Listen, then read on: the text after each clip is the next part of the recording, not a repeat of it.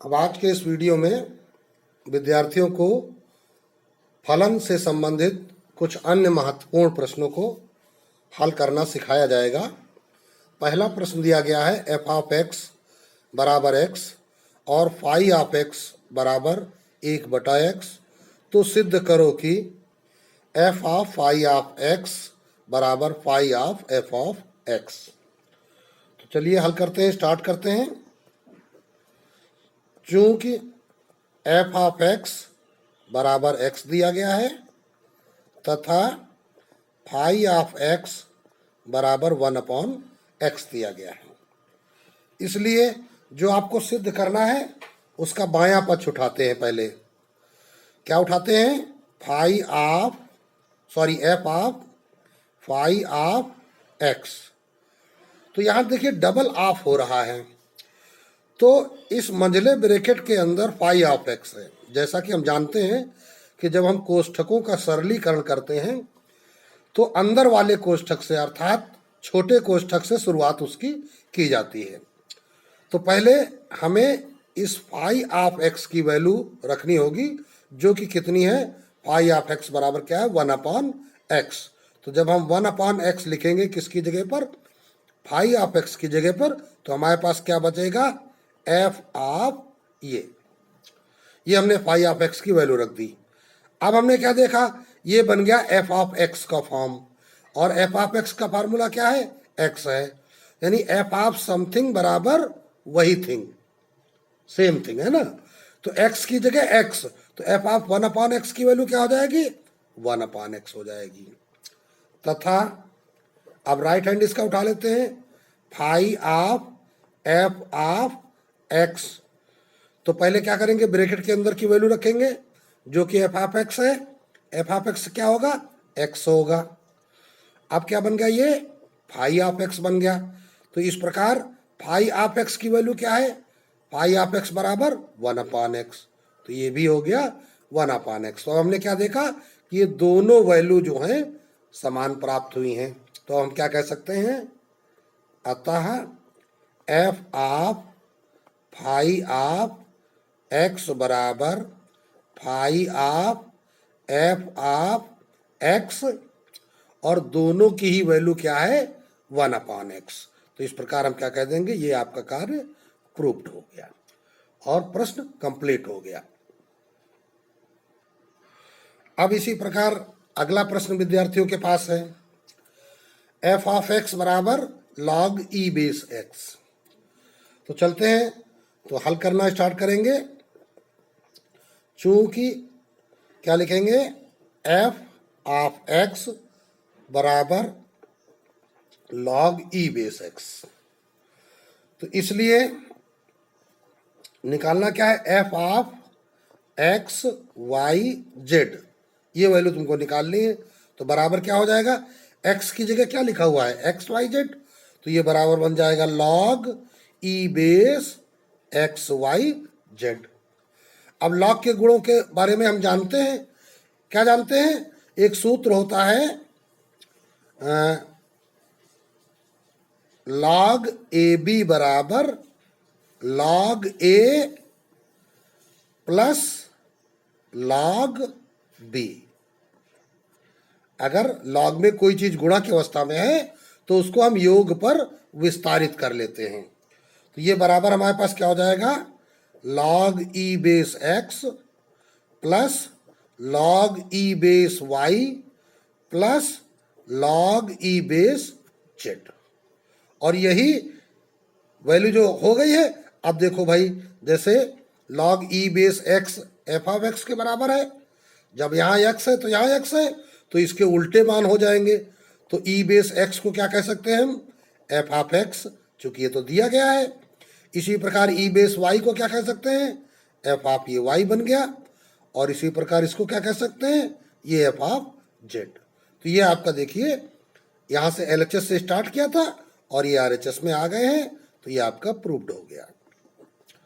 ठीक है ना। तो हम लिख सकते हैं यहाँ पर, इसलिए F of x Y Z बराबर F of X plus F of Y plus F of Z. और ये प्रश्न आपका कंप्लीट हो गया। अब इसी प्रकार तीसरा प्रश्न देखते हैं, इसको हल करना स्टार्ट करते हैं। एफ ऑफ एक्स बराबर 3 cos x दिया गया है और फाई ऑफ एक्स बराबर साइन स्क्वायर एक्स दिया गया है।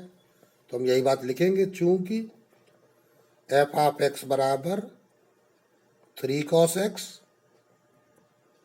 और फाई ऑफ एक्स बराबर साइन स्क्वायर एक्स, तो इसलिए f plus phi of pi by 3 ये आपको निकालना है। तो देखिए ये जो ऑफ है पाई बाई 3 का, ब्रैकेट से खोल दीजिए इसको, तो क्या हो जाएगा, f of pi by 3 plus phi of pi by 3। अब वैल्यू पुटअप कर देते हैं, एफ ऑफ पाई बाई 3, तो एफ ऑफ एक्स बराबर क्या है, 3 cos x, तो x की जगह x, तो पाई बाई 3 की जगह पाई बाई 3, तो ये बन जाएगा 3 cos pi by 3 plus phi of x क्या है, साइन स्क्वायर एक्स, तो फाई ऑफ पाई बाई 3 क्या हो जाएगा, sine square pi by 3, sine square pi by 3। अब पाई बाई 3 का मतलब 60 अंश, cos 60 की वैल्यू साइन 30 के बराबर अर्थात 1/2 plus sign square pi by 3, तो साइन 60 की वैल्यू √3/2, स्क्वायर लगा है तो स्क्वायर लगा दो, तो ये बराबर आ गया 3/2 प्लस ये भी कितना आ गया 3/4, तो सीधे सीधे हरों में लघुत्तम 4, तो 3 दूनी 6 प्लस ये 3, तो ये बराबर आपका आ गया कितना 6 3 9/4। तो इस प्रकार क्या हम लिख देंगे, इसलिए f plus phi of pi by 3 बराबर 9/4, ये आपका आंसर हो गया और प्रश्न कंप्लीट हो गया। अब देखते हैं यह चौथा प्रश्न दिया गया है, एफ बराबर 1 1 2 3 0 -1 -1 -3 जेड का जेड में रैखिक फलन है। तो जेड कहते हैं हम पूर्णांकों को, यानी पूर्णांकों का पूर्णांकों से, अब वो चाहे धन पूर्णांक हो या ऋण पूर्णांक हो या शून्य हो, रैखिक फलन का मतलब हो गया 1 का 1 से, जैसे 1 का 1 से है, 2 का 3 से है, 0 का -1 से है, -1 का -3 से है। तो इसको अगर आप तीर आरेख द्वारा समझना चाहेंगे तो ये कुल मिला के इस प्रकार आपको प्राप्त होगा। ये यहाँ पर ये पहला जेड है और ये हमने ले लिया ये दूसरा जेड। जेड का जेड में कहा जा रहा है ना, तो जेड क्या होता है, पूर्णांकों का समुच्चय। तो पूर्णांक क्या होते हैं, एक्चुअल में ऋण पूर्णांक इन्फिनिटी से चले आते हैं और फिर -2 -1 0 1 2 और अनंत की ओर चले जाते हैं। इसी प्रकार जेड इसमें भी अगर हम कहेंगे तो ये क्या हो जाएगा, हमारे पास वही -इन्फिनिटी से -2 है ना, -1 0 1 2 3।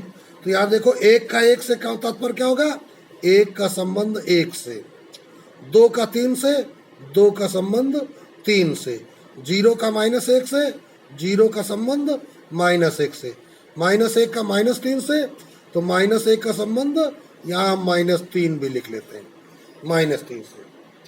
तो ये बन गया एक रैखिक संबंध जेड का जेड में। तो अब यहाँ पे हमने देखा क्या कि यहाँ पर ये जो जेड के अवयव हैं इनके फलन यहाँ पे दिए गए हैं। चूंकि यह एक सीमित है तो इस सीमित फलन को हम सीमित रूप में ही लिखेंगे। तो अब देखते हैं लिखते क्या है, चूंकि f बराबर दिया गया है 1 1 2 3 0 -1 -1 -3। तो अब देखिए यदि इसके अवयवों को हम x कहेंगे तो तो जो इसके अवयव होंगे वो एफ ऑफ एक्स होंगे। अगर इसके अवयवों को एक्स कहेंगे तो इसके अवयव क्या होंगे, एफ ऑफ एक्स होंगे, क्योंकि ये क्या है, एक्स के फलन है। तो लिखेंगे क्या, यदि एक्स बराबर 1, ये 1, तो एफ ऑफ एक्स बराबर ये भी 1। और यहाँ एक बात और बताई गई है, तथा जी ऑफ एक्स बराबर एक्स दिया गया है, तो इसलिए जी ऑफ एक्स बराबर क्या हो जाएगा, ये एक्स दिया गया है तो जी एक्स भी क्या हो जाएगा, 1 हो जाएगा। पुनः यदि एक्स बराबर दूसरा लेते हैं 2, तो एफ ऑफ एक्स हमको यहीं से मिलेगा, 2 का पेयर 3 से बन रहा है, और जी ऑफ एक्स हम कहाँ से निकालेंगे, इस फार्मूले से, जी ऑफ एक्स बराबर एक्स, एक्स बराबर क्या है 2। फिर आ जाते हैं, यदि एक्स बराबर तीसरे संबंध में पहला अवयव 0, तो एफ ऑफ एक्स यहाँ पे क्या है -1, और जी ऑफ एक्स क्या होगा, वही 0 हो जाएगा, क्योंकि जी ऑफ एक्स एक्स के बराबर है। यदि एक्स बराबर यहाँ -1, तो एफ ऑफ एक्स बराबर क्या हो जाएगा, यहाँ पर -3, इसलिए जी ऑफ एक्स क्या हो जाएगा, वही -1। तो इस प्रकार हमने अभी क्या किया हुआ है, अभी हमने एक्स, एफ ऑफ एक्स और जी ऑफ एक्स निकाल लिया है, हमको एफ प्लस जी निकालना है। तो ध्यान से समझिए, ये एफ प्लस जी क्या है, 2 फलनों का योग है। जैसे यहाँ पे एफ क्या है, एक फलन, और जी यहाँ पे दूसरा फलन होगा, तो 2 फलनों का योग। तो 2 फलनों का योग ज्ञात करने के लिए हमको क्या करना पड़ेगा, इन सब के वो निकालने पड़ेंगे, f of g of x, ठीक है ना। तो अब चाहो तो देखो, ये हमने यहाँ फिगर बनाया हुआ है, इसके आगे इसी के सामने हमने लिखते हैं, तुम अपनी कॉपी पे नीचे लिखेगा, हम क्या लिखेंगे, F plus ji of x. तो F plus ji of X देखो क्या हो जाएगा, एफ ऑफ एक्स कितना 1 और जी ऑफ एक्स कितना 1, तो 1 + 1 बराबर 2। ठीक, अब इसमें f plus ji of x 3 + 2 बराबर 5। अब इस वाले में f plus ji of x -1 + 0 बराबर -1। ठीक है, इस प्रकार इसमें f plus ji of x -3 - 1 -3 -1, तो ये हो गया -4। तो इस प्रकार ये वैल्यूज हमने लिख ली यहाँ पर, 2 5 -1 4। तो जो ये फलन f प्लस जी तुमको दिखाना है, तो हम क्या कहेंगे, f प्लस जी बराबर तो x क्या है 1, f प्लस जी क्या है 2, तो क्या बन जाएगा 1 का संबंध 2 से। x क्या है 2, तो f प्लस जी क्या निकल के आया इसमें 5। फिर 0 का -1, फिर -1 का -4। तो ये इस प्रकार यहाँ पर आपके f प्लस जी की वैल्यू निकल आती है। अब विद्यार्थियों को समझ में आ गया होगा। एक बात विद्यार्थियों को ध्यान रखनी है, ये जो इतना फिगर बना हुआ है, ये हमने आपको समझाने के लिए बनाया हुआ है। आप चाहो तो इस सवाल से इस हिस्से को निकाल करके अलग कर दो, तब आप विधिवत लगाएंगे और आपका अच्छा प्रश्न सही से लगा हुआ मिलेगा। अब 5वां प्रश्न विद्यार्थी ध्यान दें, इसे हल करेंगे। चूंकि फलन इस प्रकार है कि r टेंड्स टू r, मतलब वास्तविक संख्याओं का फलन भी वास्तविक संख्याएं हैं, तथा जो f ऑफ x है वो x² + 1 है। तो अब फर्स्ट में क्या करना है, f इनवर्स 26 निकालना है। इनवर्स का मतलब होता है प्रतिलोम फलन, उल्टा फलन। तो प्रतिलोम फलन जो होता है, ये एक फलन दिया गया है, इस फलन को हम पहले प्रतिलोम फलन में कन्वर्ट करेंगे। कैसे? यदि हम इस f का पक्षांतर उधर कर देंगे तो ये बन जाएगा f inverse x square plus 1, ये बन जाएगा x बराबर। तो x बराबर इतना बन गया और हमको चाहिए f इनवर्स 26। तो अब f इनवर्स 26 के लिए हम लिखेंगे क्या? अतः f इनवर्स 26 के लिए इससे तुलना कर लो, इसको बना दो समीकरण 1। समीकरण 1 से तुलना करने पर तो देखिए यहाँ पर क्या है? f inverse x square plus 1 और यहाँ क्या है? f inverse 26। तो क्या आ गया? एक्स स्क्वायर प्लस 1 बराबर 26। इसलिए एक्स स्क्वायर बराबर 26 माइनस 1, तो x बराबर प्लस माइनस अंडर रूट 25, तो x बराबर प्लस माइनस 5। तो x बराबर क्या आ गया? Plus minus 5। तो हमको f इनवर्स, यदि इसको हम 26 कहेंगे तो ये x क्या होगा? इसका परिणाम होगा। तो अब हम क्या कहेंगे? अतः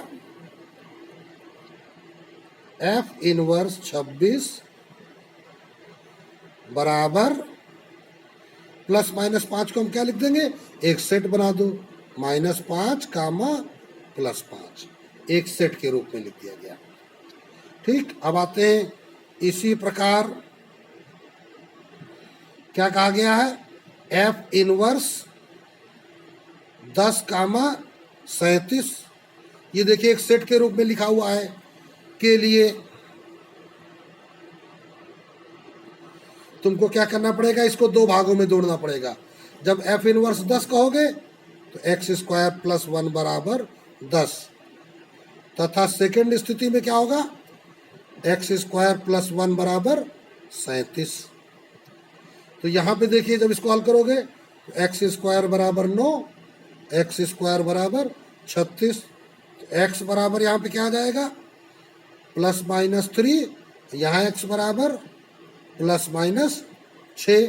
तो अब ये वैल्यू जो तुमको सेट के रूप में निकालनी है, क्या निकालनी है? f इनवर्स 10 कामा 37। तो अब देखो जो f इनवर्स 10 की वैल्यू क्या आएगी? Plus comma minus 3। तो अब इसको बनाएंगे -3 कामा प्लस 3, कामा ये हो जाएगी -6 कामा प्लस 6।